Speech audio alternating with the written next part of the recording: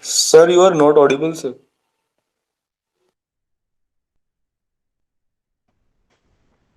Okay, now is it fine now?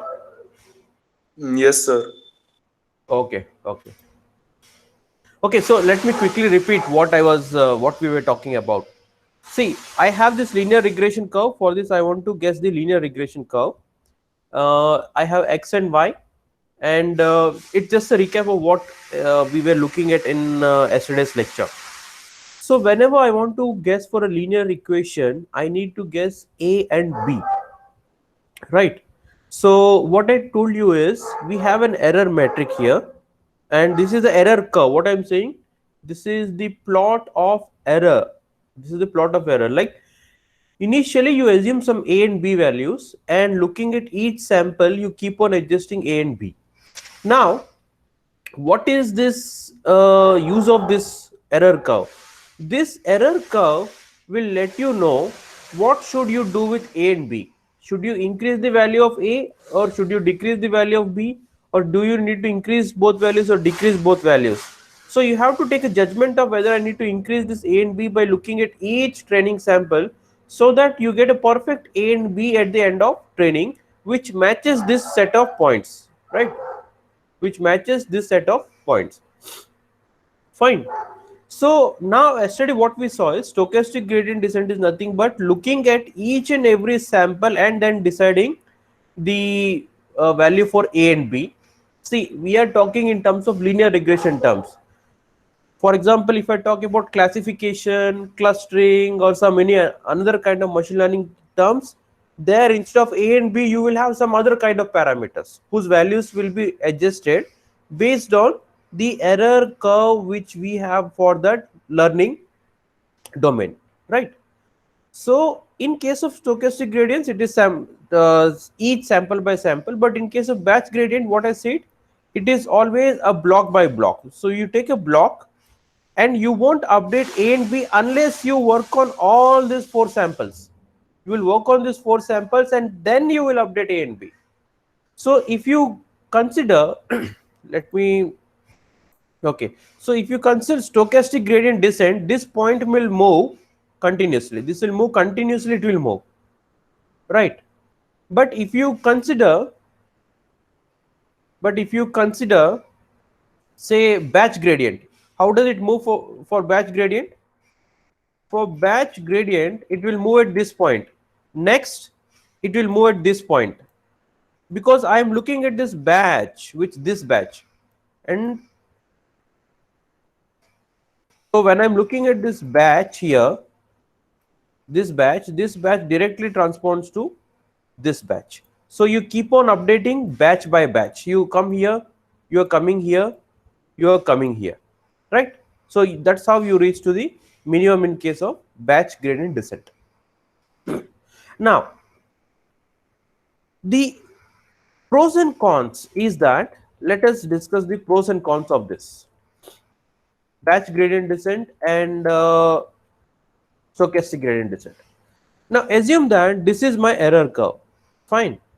So what if what if let me take another one.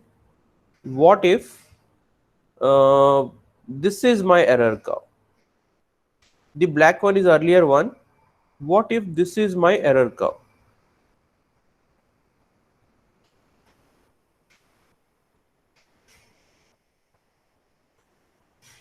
I hope you're getting. What if this red colored curve is my error curve and you are at a point at this point, right? So now tell me at what point I have the least error value. So if I consider point 1 or point 2, point 3 or point 4, at what point my gradient descent should stop? Point 2, 3 or 4?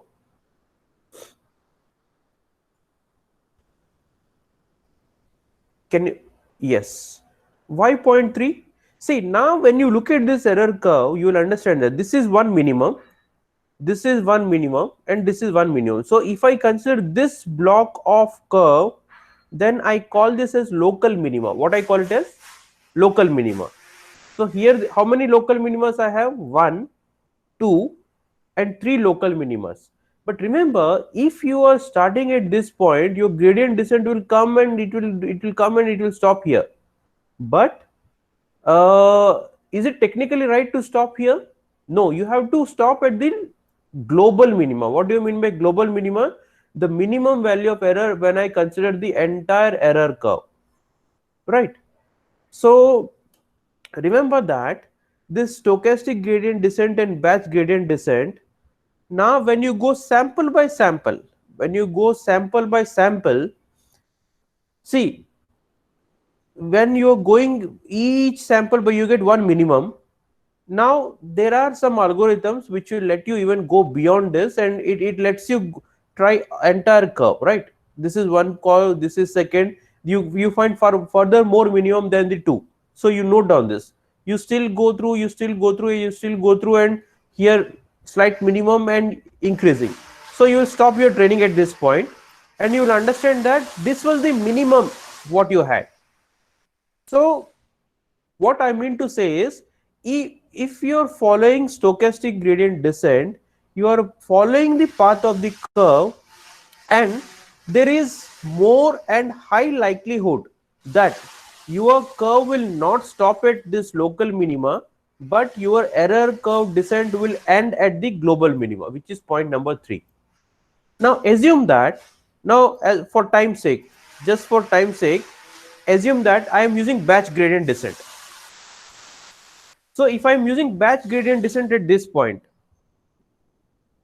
and I'm using a big batch, the batch sample is this much. So this is my point here. So the next point will be here. I consider this as minimum, and the next minimum would be here, and the next batch jump will be here, and next batch jump will be here. If you look this carefully, what is problem? What is problem when I move with this big batch jumps? So I'm not moving from that. I calculated that I was at this point, then I did a jump at first minima, then the second jump, then the third jump and fourth jump. So effectively I only know this points, this point, this jump point, this jump point and this jump point. Now tell me, am I able to find out global minima with this batch jumps?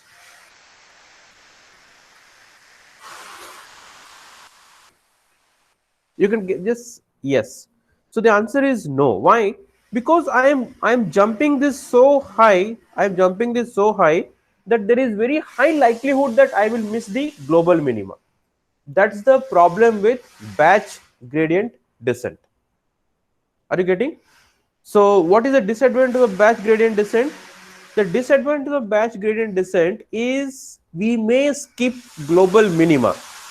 And what is the advantage of stochastic gradient descent? Stochastic gradient descent is, which here we won't be skipping global minima. So there are less chances that you will be skipping global minima of your error descent curve. And what is another advantage? See, for stochastic gradient descent, let us suppose you have a main memory. This is your RAM. Okay. So you have a RAM of say 1 GB, and assume that each record is of 1 GB. So when you go on stochastic gradient descent, what you do is this training sample is on a RAM, and your algorithm actually always works on the data which you put on RAM. So stochastic gradient descent doesn't require much of memory. But if you consider batch gradient descent, the problem is that you have to put this entire batch on RAM. Only then your algorithm can work on that. So batch gradient descent requires high memories, and also you have to compute something on this. So computational requirement of batch gradient descent, including the compute and the storage, is very high for batch gradient descent. And are you getting this? stochastic gradient is better one because it reads sample by sample, and batch gradient descent, it requires entire sample to be put on main memory. So this puts additional load on your algorithm to process all this the batch sample, and this hampers the compute and memory requirement of algorithm. So that's another point on which we compare stochastic gradient descent and batch gradient descent. And can you tell me any other disadvantage? Can you guess? Just guess some disadvantage. So we saw two main points. One, ability to detect global minima, which descent has better ability, stochastic, and memory and compute requirement, which is better, stochastic. Now, there could be one more thing. For example, if I have very big data, so assume that my data set is very big. So if I have a very big data, what is more preferable, batch or stochastic? Just guess the answer. Whether it is right or wrong, we'll discuss. The question is, if I have very big data set for my machine learning algorithm, which is preferred, stochastic gradient descent or batch gradient descent?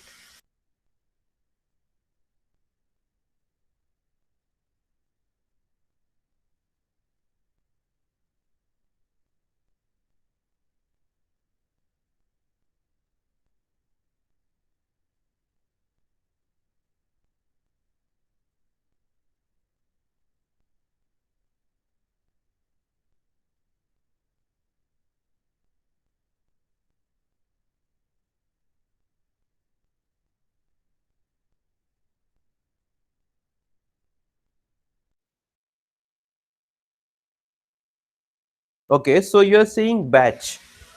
Let me discuss a point and then we'll come to a conclusion if batch is a right answer or stochastic is a right answer. Fine. So let me just clean the screen.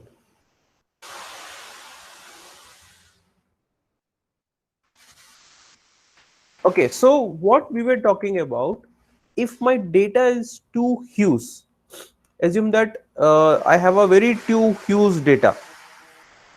Now, if I have, let us suppose if I have 100 GB of my data, and assume that we are in a resource constrained environment where 100 GB is a huge data. Practically speaking, 100 GB is not a huge data right now, but let us consider I have a 100 GB of data set. So when I have 100 GB of data set, what I need to do is I need to take a sample out of this. Remember, from 100 GB of data, I will require 70% as a training data, right? I need a training data for this. So from this 100 GB of data sample, how do I extract 70% of training sample? So that's the question. So what we are working on, we want to look at how to sample the data set so that I get training and testing data, right? What do you advise? So from that 100 GB of data, let us suppose this is 100 GB of data. How should I take 70%? Should I take the first records, first 70% records, or should I take randomly one after other, one after other, one after other, or should I just take some random shuffling? Should I shuffle the data and then I take it? So how should I select this 70% of data?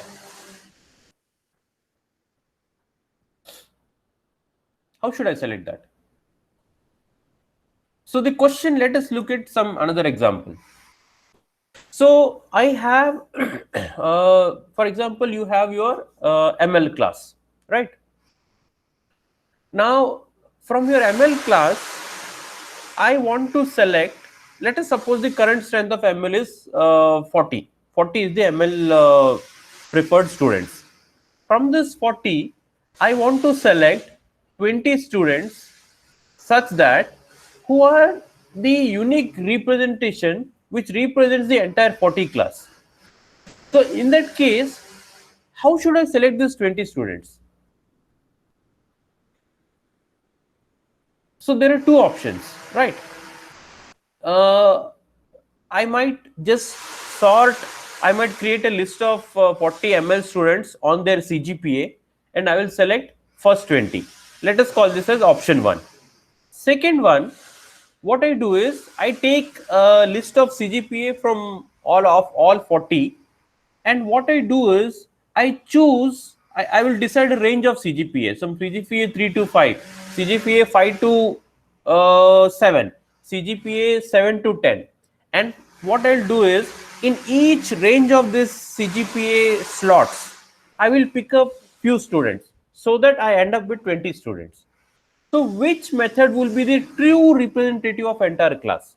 The method 1, in which I just take top 20 of this class and I say this is what is a representative ML class, or approach 2, wherein I take a set of students from each range of CGPAs and then I say these 20 students are representation of my ML class. Which is better, approach 1 or approach 2? Yes, approach 2 is the true representation of the class. Likewise, when I take the data sample, when I take this data sample, I shouldn't take randomly first 70, or I shouldn't take random 70 and I do that. Whatever training sample you are taking, this training sample should represent the overall data set. Only then you will be able to make a proper prediction. Are you getting? So how do I sample the data set? It matters a lot. That's what I'm saying. That, for example, now you see this point, right? You are seeing at this points. Now, if you look at this curve, this is slightly curved regression. Okay. Now let us suppose if this is your entire data set, I want to take few set of data as a sample. So now you have multiple ways. Now if I say that I want to take a sample, if I just take this set of sample and if I train my linear regression, how would be the curve? The curve would be almost, this would be the curve if I only take this sample, right? This would be the curve because here the points are linear. Just a minute. So here the points are linear. If I just consider this block of words, right? If I consider only this sample for my training data set from this, then and on based on this sample, if I try to learn the curve, what would be the curve? The curve would look like something this linear curve, right? I hope you're getting what is the importance of sampling the training data set, importance of sampling the training data set from the original data set, right? So how should I choose? So for this linear regression, the sample which I want to choose, it has to be representative of entire data sample. So how do I do that? How do I ensure that I have the representative? So what you do is you take some average. You are taking average of data set, you are taking the standard deviation, you are taking the variance. So whatever the training sample you take, that should be at least at the minimum, it should be statistically similar to the data set, especially for linear regression, right? So how to sample the data set so that I get a training and testing data? It matters the performance of your ML model. So now on this, when you are learning here on this, remember for linear regression it might be a sample, but for classification it could be random sampling. For some kind of association rule mining, the sampling has to be different. So it differs from ML task to task. So you have to be very specific how your sample is being taken. I hope you're understanding this. Okay. So now since we are learning this, since we have understood that, why we are talking about sampling, because the question was, if I have a big data, what is better, stochastic or gradient descent, right? For that answer, instead of discussing that what I told you this point. Why I told you? Let me come back. Now when I have a very big data, 100 GB of data, I need to take a 70% of sample of that, right? So now when I want to take a 70% sample on that, I need to take this 70% such that it represents the true representation. Now when I take a true representation, whatever batch of data which you take for that, if I consider the batch is the right answer, whatever batch you take this batch has to also show the behavior of data set, right? Not only the training set, the batches which you divide, this batch has to be also be similar to that, at least similar, statistically similar to the training sample. Only then whatever you are training on this batch matters. If you say this batch is not related, that would be wrong thing. So this batches has to be related batching. Okay, so if you prefer batch gradient descent, you take a 70% sample of this, then you need to take a batch which truly represents that training sample. It means that if you take a small batch, it doesn't make any sense. You have to take a considerably big amount of batch size. And since I am saying it's a big data, and if you take a considerably big amount of batch size, it puts lot of load on memory and compute intensive. Understood? So whenever I have, see, let me be once again be clear. In ML, we have lot of such concepts where we do not have this is the perfect and right answer always. It every time it depends upon data sample, your domain, your algorithm, your what framework you are using, what kind of output you expect. There are hundreds of factors which affect, and that decide what is exact is the right answer. So here, as a most common understanding, batch gradient is not suitable for big data. Why? Because you need to create a big batch sizes. If data is big, your batch sizes will also be a bigger one. So if batch size is bigger one, it has to load all that on a map, on a RAM, and there is also, it is compute intensive. It has to retain that batch as long as it processes the entire batch records. So that's why batch gradient is not, I would say it is not wrong answer. I would say it is not recommended one. Most, it is not recommended when I consider most general cases. So if your data is big, what we prefer? We prefer stochastic gradient descent. In stochastic gradient descent, yes. What is disadvantage of stochastic gradient descent when I go for big data? It has to process all records. It might be time consuming. It has to pro one record by one record, one record by one record. When I have a very big data, so the processing and the time required to converge to a proper minima could be higher. The time required could be higher because it goes through each and every sample. Are you getting? Have you understood this? Stochastic gradient descent and batch gradient descent. Have you understood the when it comes to big data? You said batch, fine. I won't say it is wrong, but considering more general cases, big data means big batch sizes. Big batch size means it is always trouble for RAM and your compute. So we do not prefer batch gradient descent for big data unless the context demands so. Clear? Okay. Next question. Let us suppose you are training on this data set. Let us suppose I have training T1 and I have training T2. T1 is by using stochastic gradient descent and T2 is by using batch gradient descent. Okay. So T1, you are training on this, you are training on T1 at say at 70% of training, at 70% of your training process, you have stopped your training. For training T2, which is going on batch gradient, at 70% it has stopped training. So we have stopped the training abruptly.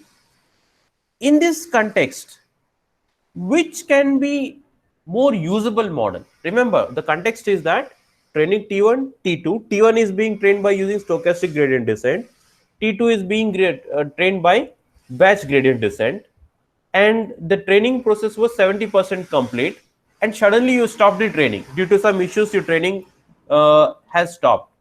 So given this context, which one would you prefer? Which one is more usable if you cannot train further? The situation is that you cannot train further, you have to use whatever you have trained till that point, 70%. In this case, which model you will trust more, the model 1 or model 2?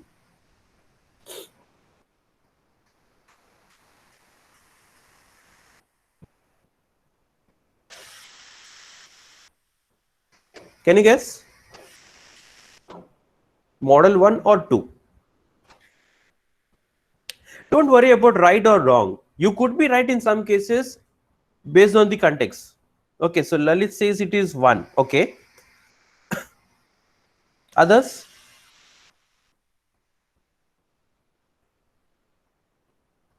So one was going through stochastic gradient, which was looking sample by sample, sample by sample, and it was learning by looking at each sample, and you stopped at 70%. Model 2, which is looking at batch by batch, and you were learning one batch, second batch, third batch, and you stopped at 70%. And the question is, you cannot extend the training. You have to somehow use the model. Which one would you prefer? The one stochastic gradient descent stopped at 70%, or batch gradient descent stopped at 70%? So you have to use this model for prediction.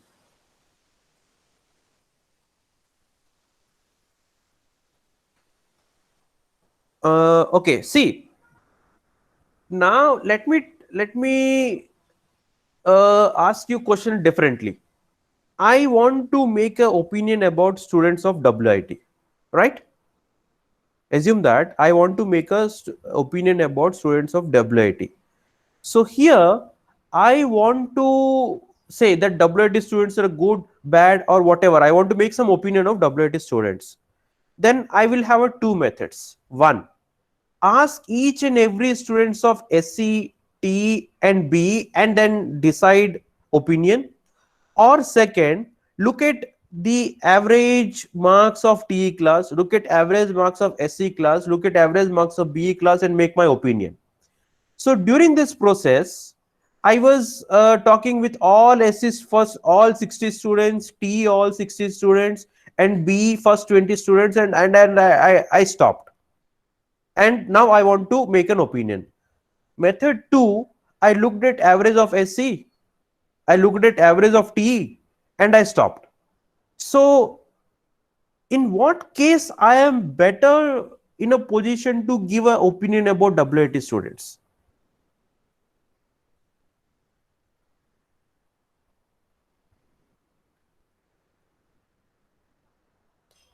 One or two?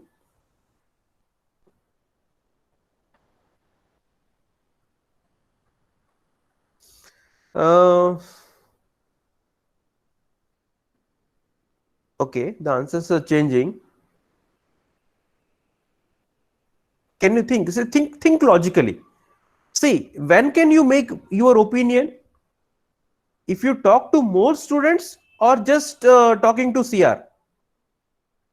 It is like, see, it is like talking to CR and saying this class is so and so, or talking to all the students of students, all students, each and every student, and then making an opinion. Which is better? Yeah, I think now you're getting that point, like what I'm talking.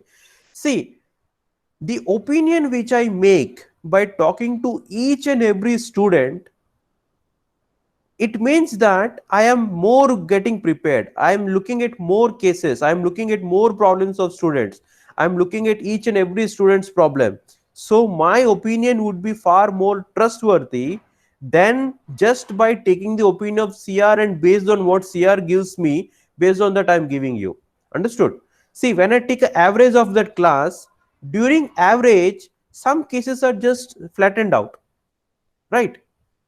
See, if I tell you, if there is a batsman, in out of 10 matches he has scored century in thrice and 7 times he went duck out.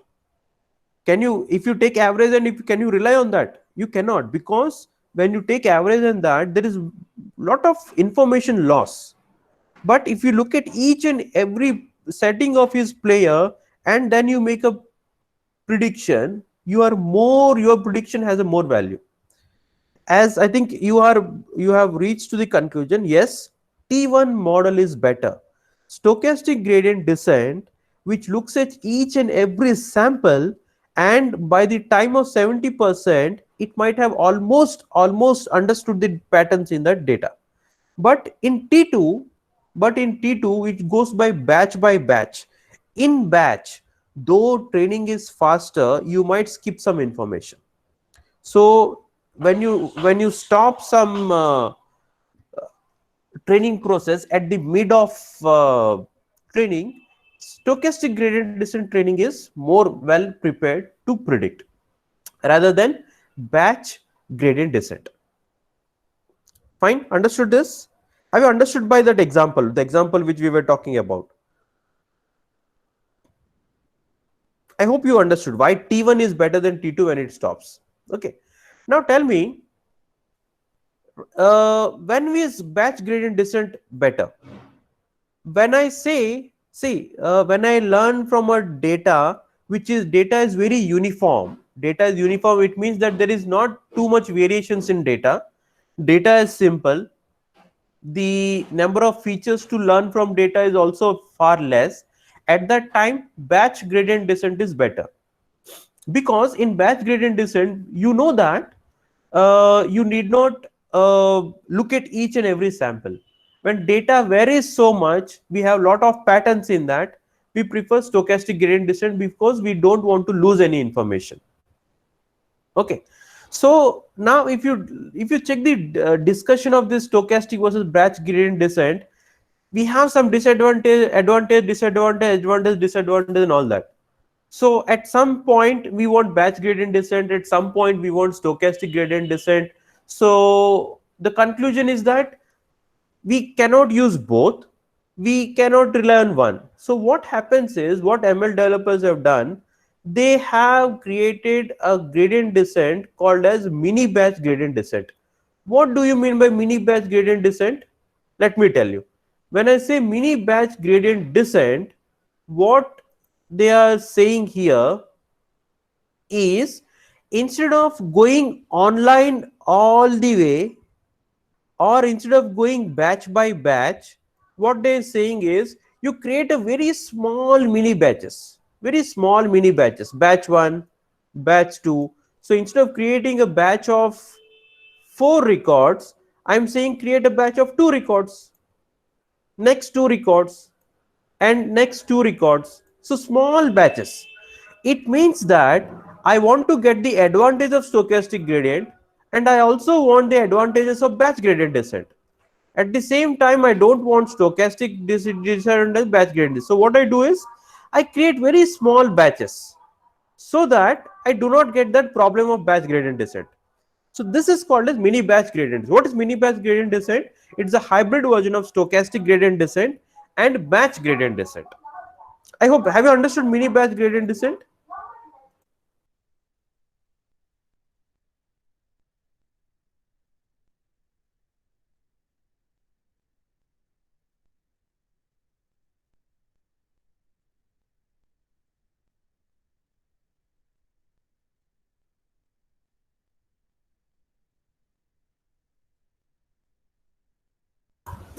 Fine. Okay, so now, given this lecture, if you read any tech, or I think you can read the ebooks which I've shared, it has a content, or if you look at any YouTube video or any other link which talks about this, you will better understand what is stochastic, what is batch, and what is mini batch gradient descent. See, in production, most ML algorithms prefer mini batch gradient descent, right? This is what is more preferred. Okay. Now, what is remaining is effect of K on training samples, and this. This we will discuss tomorrow, or I will record a small YouTube video session, or I can share. Or can you wait for 5-10 minutes more? I will explain this effect of K on training model. If you want to wait, just say yes, or if you want to look at next lecture, that is fine. Just I want to give a quick superficial overview of this.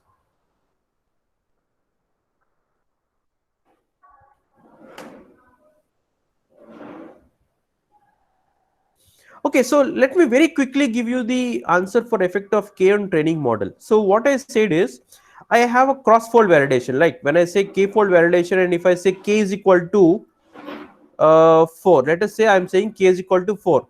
So this entire data set is split into 4 parts. And if I say that I want to use 3/4 of training samples and 1 sample for test, the problem with the effect of K is that, see, if you keep K too high, if you keep K too high, you are losing that validation, multiple validation, right? If you keep K too high, it is as good as training only once. But if you keep K very small, let us suppose K is 4, so every time it goes to this training set and it is validated against this as a test set. So one K part is used, right? If I keep K values very high, if I say K value is 10, so instead of 4, it gets divided into 10 parts. If I keep K is 20, then almost K is nothing but it is one single record, So the problem here you see is that it still depends upon that. What are the problem we saw about stochastic gradient descent and batch gradient descent? The same effect is also on K. Remember, while training, we have to always keep in your mind, if K value is too high, and if we have more number of features to learn, that always results into overtraining. So too much heavy training on that. If what is the disadvantage of too much training? The too much training is always results into overfitting, and that now results into variance. If I keep K very small, that is as good as like training only once on a very big chunk and remaining chunk leaving for the testing. So that could always result into high bias, which indicates underfitting. So you have to always choose K properly based on the entire data set size. So, but I'll tell you what, generally a rule of thumb is the K value is always in between 5 to 10. That is what most majority ML developers prefer, 5 to 10. But as I said, still it depends on the context, what exactly we are looking at. Have I understood? I think have I understood what the effect of K? K less means you are not getting the benefit of cross validation. K high means you are tending towards creating too much of training cycles on the same data. So there is a tendency of overfitting. So K value has to be properly balanced, and usually it is in between 5 to 10. And the best practice is to decide the value of K based on the dataset size and the number of features to learn and how the dataset has been actually designed. Sometimes when we want to train on that, there is also a question, do we have to shuffle the data before training or not? What do you think? Should we shuffle the data before training? Or you will say, sir, it depends upon the data set and the domain. If you say we have to shuffle the data every time I go for ML model type 1, or if your opinion that, sir, we have to only shuffle but we have to understand the data first and then we have to decide whether to shuffle or not. If your opinion is this type 2, let me see what opinion you have right now. Yes, the answer is 2. Whether to shuffle or not to shuffle, it depends upon data. I'll tell you the best example. You want to predict students' placement capability based on CGPA records. No matter how you check the records or how you shuffle, it doesn't matter, right? Here shuffling is fine. But if you want to predict historical weather pattern, right? You want to predict a historical weather pattern. You have our Sholapur cities 100 years of temperature. If you shuffle this, does it matter? If you shuffle the temperature records, the temporal aspect of data, I hope you are getting temporal aspect, means in 19 it was this, in May the data is this, in June the data increases. So if you shuffle this, you will lose the very valuable information in data. Yes, you are right. Sampling of data set also includes whether I need to shuffle or not to shuffle. And this decision you have to take care by looking at the data and the context. Okay. So I think, sorry for taking additional time, but I wanted to complete this. For this lecture, that's it. During our next lecture, we will start exploring some hands-on data sets, and we'll try to figure out linear regression or classification. But it would be a little bit hands-on oriented more. I think if you do not have questions, you are fine to leave. Just mark your attendance.